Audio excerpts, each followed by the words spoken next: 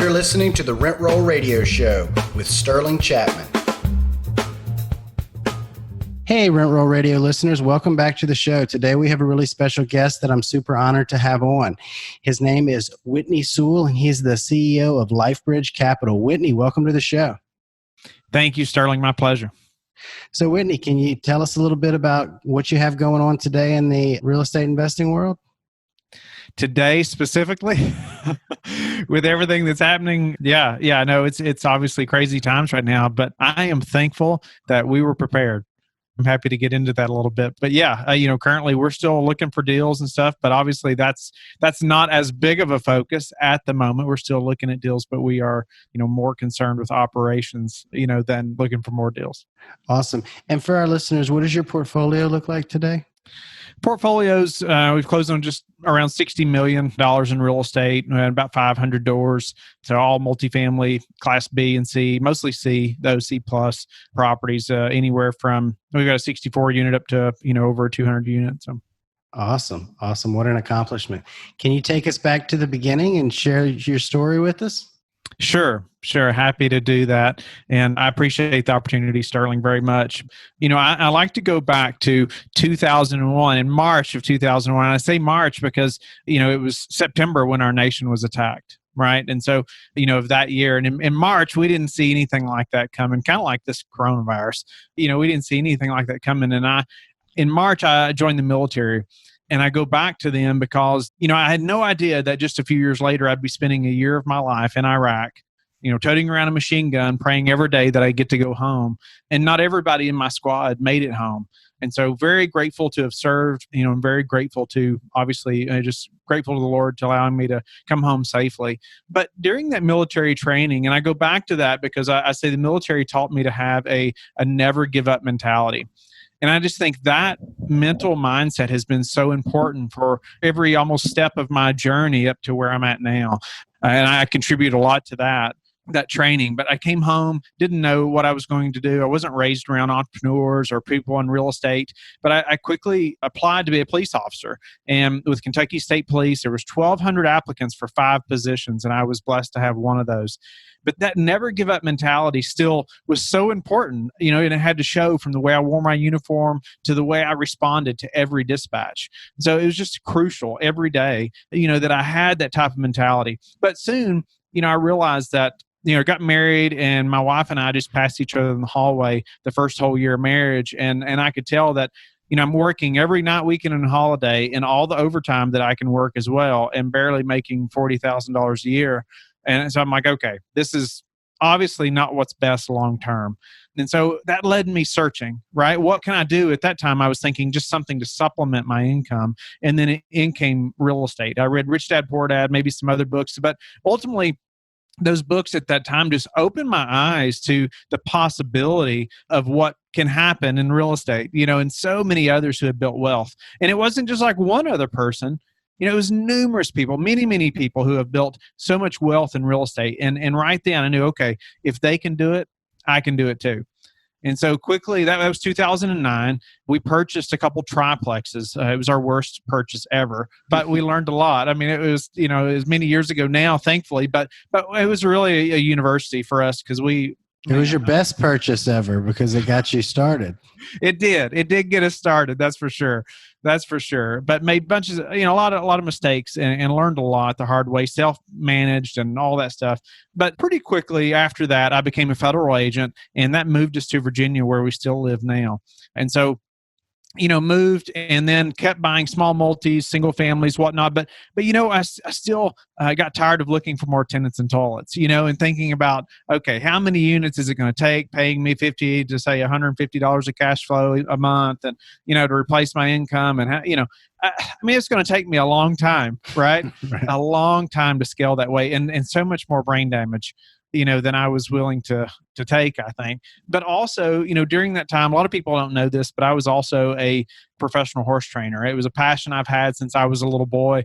Grew up riding, but didn't for many years, but then got back into it, and it came really easy. But I was doing clinics all over the country and grew a brand doing that to some extent as well. However, it hit me one day that was never going to be passive. everybody that wanted me to train their horse, guess what? They just wanted me to do it. They didn't want anybody that worked for me to do it. They just wanted me to train their horse. And I was in the arena till midnight most nights, or, and weekends as well. And finally, my wife and I were at the beach one fall, and we just decided that we just needed to cut all that off and just focus on the real estate business. And it was about the same time that I was exposed to the syndication business as well. I didn't know that syndication existed, up to this point. Like, I had no idea that this was even possible for me to purchase a 100-unit complex. I would have laughed at you if you had told me that, too much before that. But once I started learning about the syndication game and just the, from the structure and the discipline and things I'd learned from military and law enforcement, and I love just the business aspect of it more so than me managing more units myself and looking for more tenants and doing those things. I love growing and branding a professional business. And so we jumped in and we actually sold our farm. We sold everything related to horse training so we could just completely commit to the syndication business. And we were also going through our third adoption, or adopting our third child at that time, and it's extremely expensive. So we wanted to be able to just commit to that as well. But it was then that we just completely jumped into syndication business. I also hired another mentor at that time that was very focused on syndication, and that's when it kind of all started. But I'll stop talking for a minute so you can ask some questions. Sure. First of all, let me summarize this real quick. So you're a military veteran, a federal agent, adopter of 3, horse trainer, and multifamily mastermind. You're an impressive individual. They should make a movie about you. Well, I appreciate that. Lots of stories, obviously, to go along with all that. But yeah, we're getting there. Thank you, though. So how was the transition from your own smaller properties into the syndication and the much larger properties? How did that go for you? What kind of fear was associated with that? And how did your wife feel about it? And how did y'all work that out together? Great question. She's just an amazing woman and been an amazing spouse, a wife, the whole time we've been married. But making this happen has not been easy, by no means. And starting any business is not easy, that's for sure. But it's taken so many hours, while working a full-time job, but also getting a business started like this. It meant me being in the office till 10 p.m. or sometimes midnight most nights, and weekends too, a lot of times, or just lots of long hours. And so it means missing most meals with the family for a couple of years, before really any relief to that. But it just took that level of dedication to be able to make this happen, to do a daily podcast and to be doing deals while still working full-time or raising capital and traveling all over the country to conferences and speaking. And, so she had to be on board. But I tell you, she's not into real estate. Okay.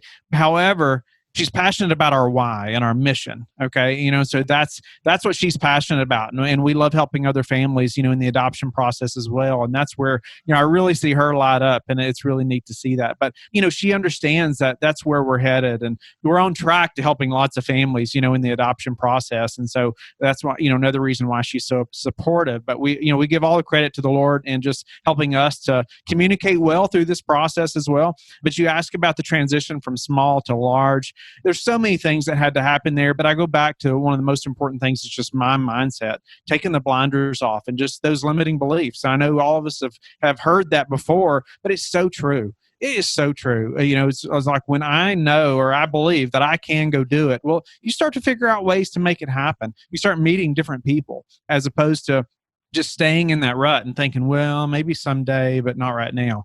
And I was part of a small real estate group at the time and had been for a couple of years. And everybody in there are focused on single family homes mostly. Some very successful, but that's what they focused on for, many, many years. And they may have hundreds. And so when I started expressing, wanting to go buy larger multifamily, most of their responses were, oh, wait a minute, Whitney.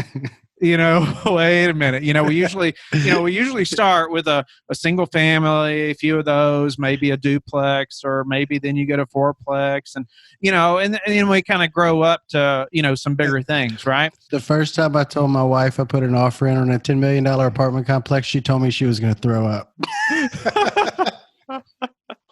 That's funny. That is funny. And I feel like these people had good intentions. They cared about me, but I had to think about, am I taking advice from people that are where I want to be?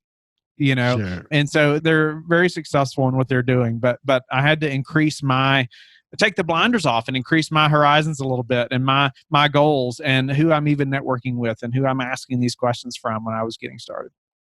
Absolutely.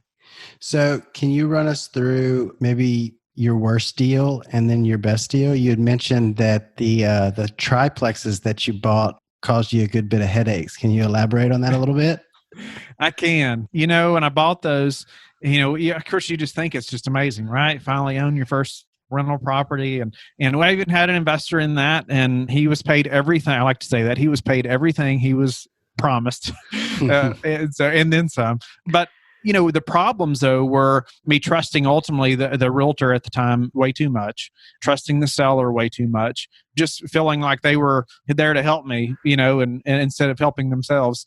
But then also the due diligence lacked a lot. Okay. I hired a guy from a very reputable company, nationwide company, to come in, and I followed him in every nook and cranny and attic space and everywhere, thinking, I'm going to learn a lot. All this stuff.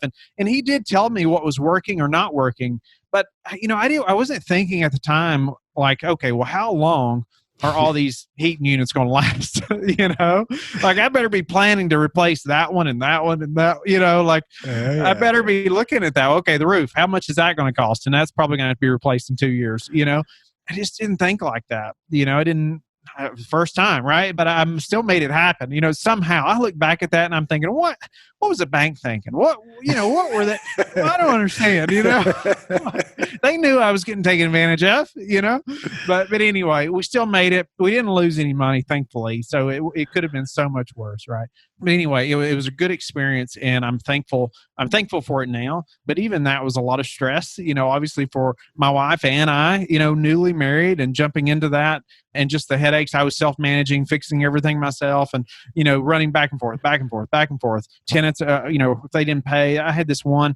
She was late every month. And so finally, she was paying a late fee every month though too. So I was like, okay, well, maybe that's okay, Yeah. However, I did sit down with her one time and laid out a whole budget for her. I'm like, okay, so the next 2 months, you're going to be late on your payment, but however, in the third month, you're going to be able to get ahead. Like tried to show her how to budget all this. And of course that didn't work, but just, you can't lead a business with your heart. And I think you've got too big of a heart to self-manage. I would agree. And that's hard, right? I mean, that is hard to just really be a stickler to somebody like that. But anyway, learned a lot. And those are a few of the downsides of that property. We did sell it, not long after we moved to Virginia, but I learned a lot. So there was some value there. Awesome. Can you go into a little more detail about one of your biggest home runs, probably one of the larger communities you've syndicated, and just kind of run through what that looks like for our listeners? Sure. A few details. I'll say a property that we closed on last June, 180 units. And just for one example, and one reason why this was a really good deal, and we'll talk about even now, like since the market's changed a little bit too, why this is important. But I'll say the 2 bedrooms, for instance, they were renting for around $925 to $950, and we were projecting taking those to around $1050.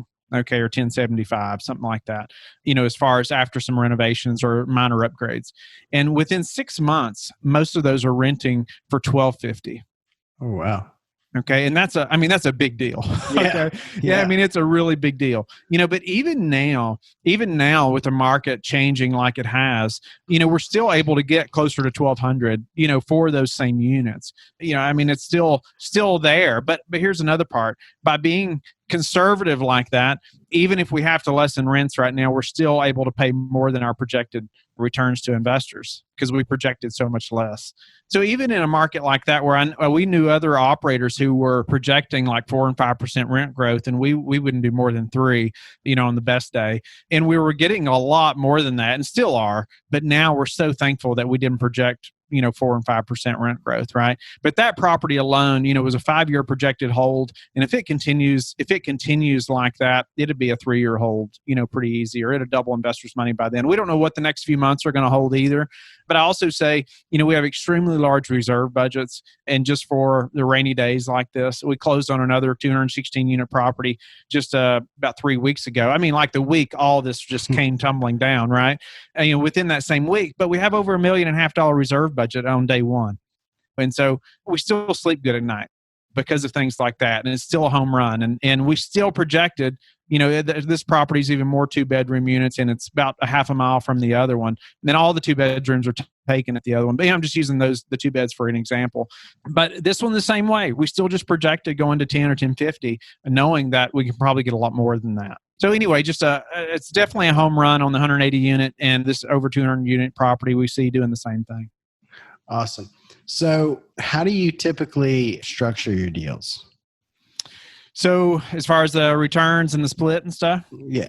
Yeah, so you're normally going to see a 8% preferred return. I like to have at least an 8% preferred return. And just so everybody knows, like, preferred return is not guaranteed. That doesn't mean anything's guaranteed, but it does mean you get the first 8% of any cash flow. Right. So or before any operators or the general partnership. So then there's obviously limited partnership, which is the passive investors, and general partnership, which is the operators and active people in the deal. And so then we'll have a 70-30 split after that. And then there may be a waterfall, but usually not till, say, 17 to 20% IRR. Say over a 5-year hold. So it'll be a preferred return, then 70-30 after that. So 70% to the LPs or passive investors, 30% to the general partners. And then there may be another waterfall split, say down to 50-50 or 60-40, something like that, but at a much higher, like the last one was at, I think, 20%, IRR. Awesome. Can you explain what a waterfall is for our listeners that might not be familiar with it? Sure. So waterfall, so after the 8% preferred return, everything above that is split between the passive investors and the operators. So there's a split there, and 70% of everything above that is then going to those limited partners or the passive investors, okay, of everything above the 8% preferred return.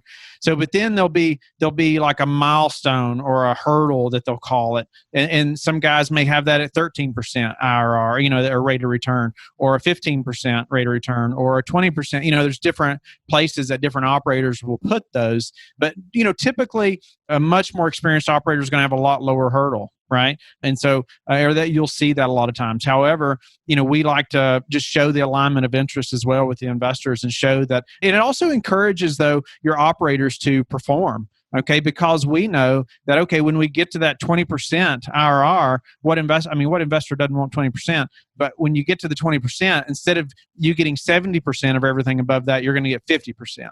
And then instead of the operators getting, 30% of everything above that, they're going to get 50%. Okay, so it goes from 70-30 to 50-50, and so that's the waterfall. So sometimes there'll be a couple of those, but we prefer not to make it that complicated. Got it. If you don't mind sharing, because I guess this kind of dives into the personal structure of your business, and if you don't want to share that, then please, you don't feel obligated to. But we talk a lot about the investor splits between the general partner and the limited partner. Can you tell us more about the structure of your general partnership? Typically, how many people are involved in that general partnership? How do y'all break that up? Do you mind elaborate, or does it differ from deal to deal?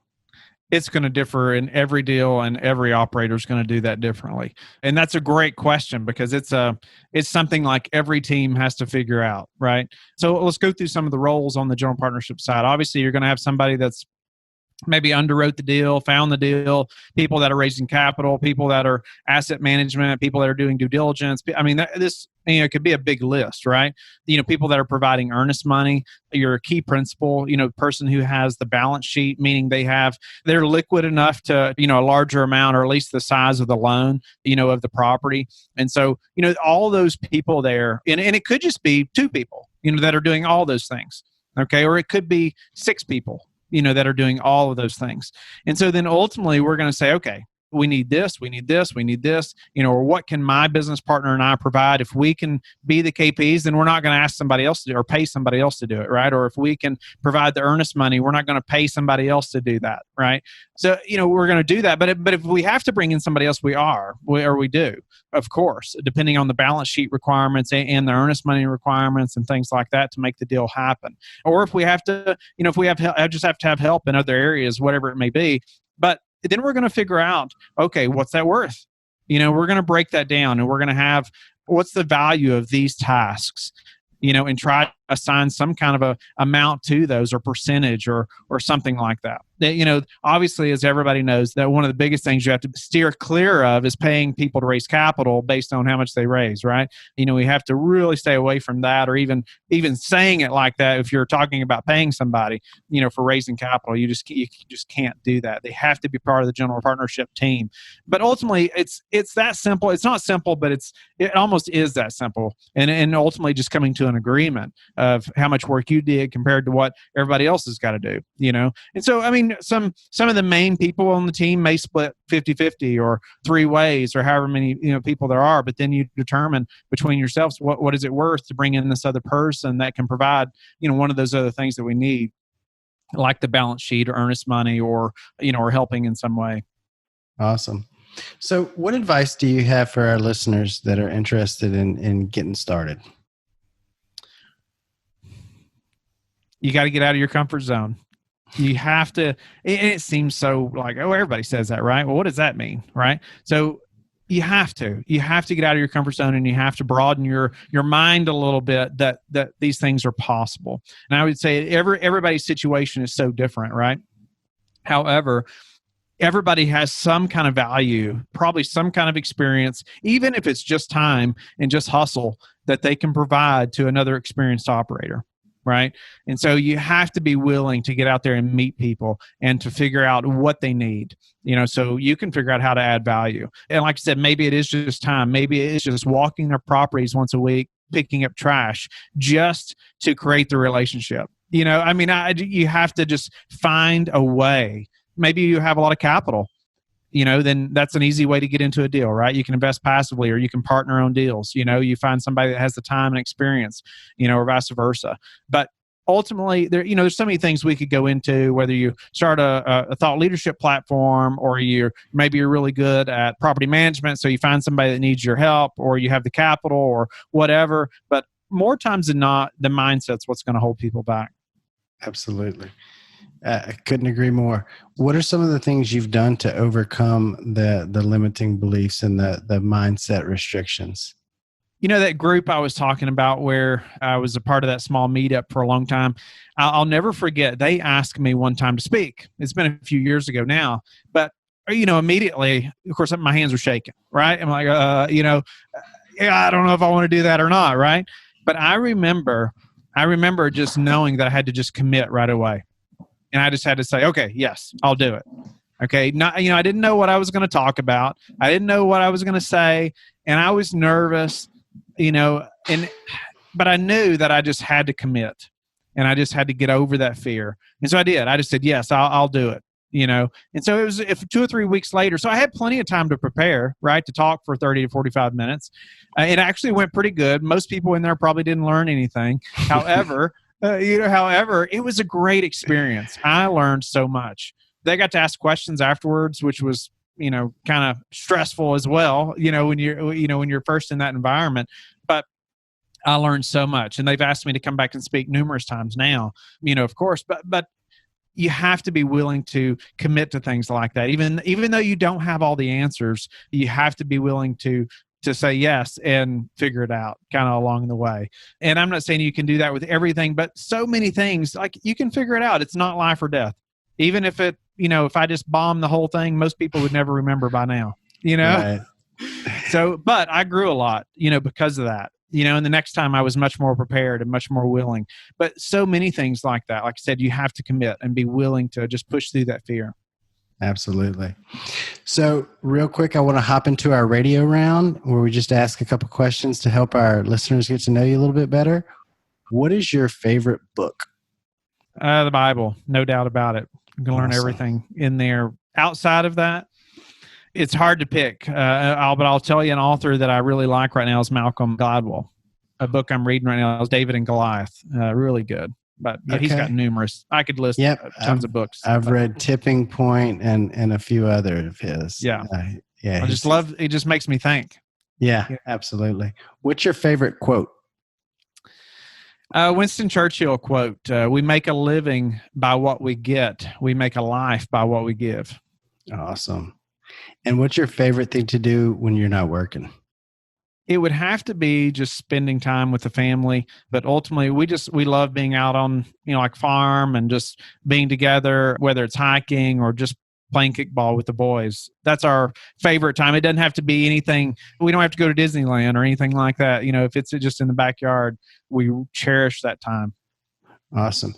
And this is the part that I usually have our guests tell our listeners where they can find them. But before we get to that, I did want to give you a chance to share a little bit more about how Life Bridge Capital is giving back.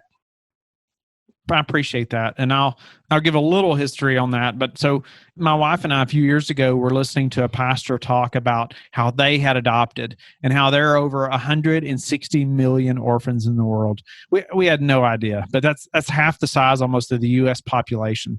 Okay. And these kids are dying of things like diarrhea. I mean, that we can cure with $1, and it's extremely sad. And most people have no idea that it can cost $40,000 to $60,000 before you can get your child home through adoption.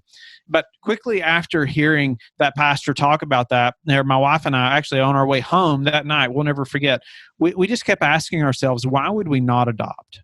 We had never been exposed to adoption before. We had never even talked about it.